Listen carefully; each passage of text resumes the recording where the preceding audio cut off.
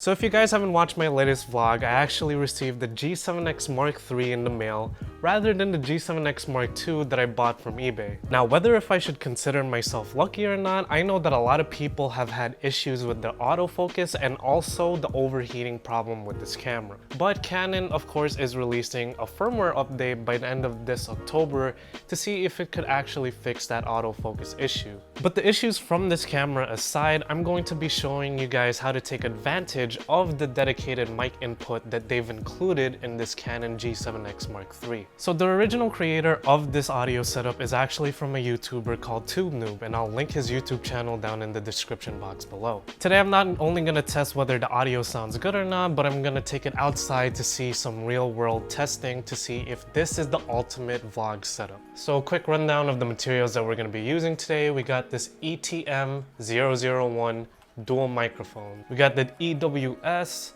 004 wind muff. We have some industrial strength Velcro. We got some black hair rubber bands. We have some cable management clips. And finally, we have this cable extender to attach to the actual camera. All right, so to get started, we're gonna wrap 15 rubber bands around this end of the extender. All right, so once we got the rubber bands on there, it should secure nicely to this clip over here.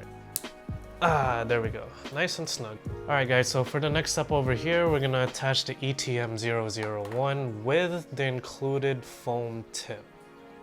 Now, to add even more wind protection, we're actually going to be adding this furry windscreen on top of the foam.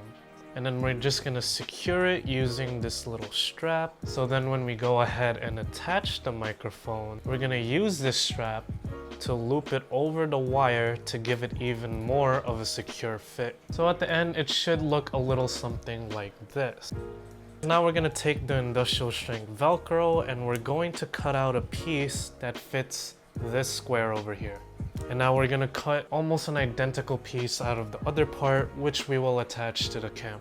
And now we're just going to stamp it, making sure that the mic input is still accessible. So after you plug this in, it should look a little something like this. And as you can see, it's very low profile and you're not gonna get a lot of stares from having a giant microphone attached to this camera.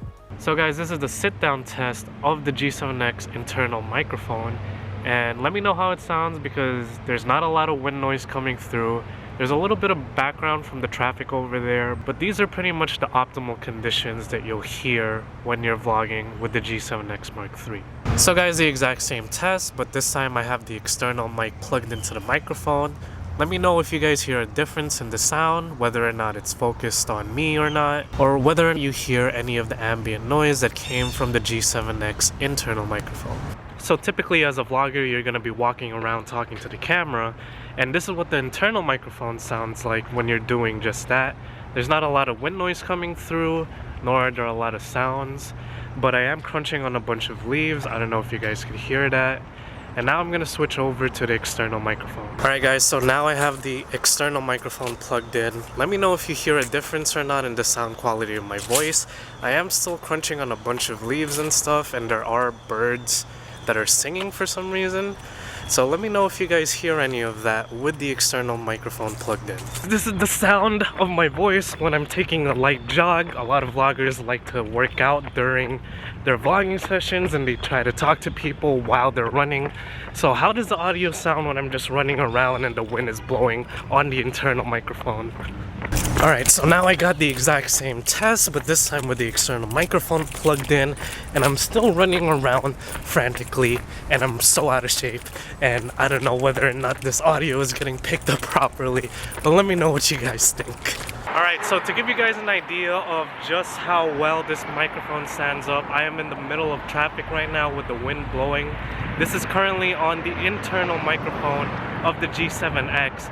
So you should hear a lot of background noise, especially coming from the cars and everything like that. And now I'm gonna switch over to the microphone.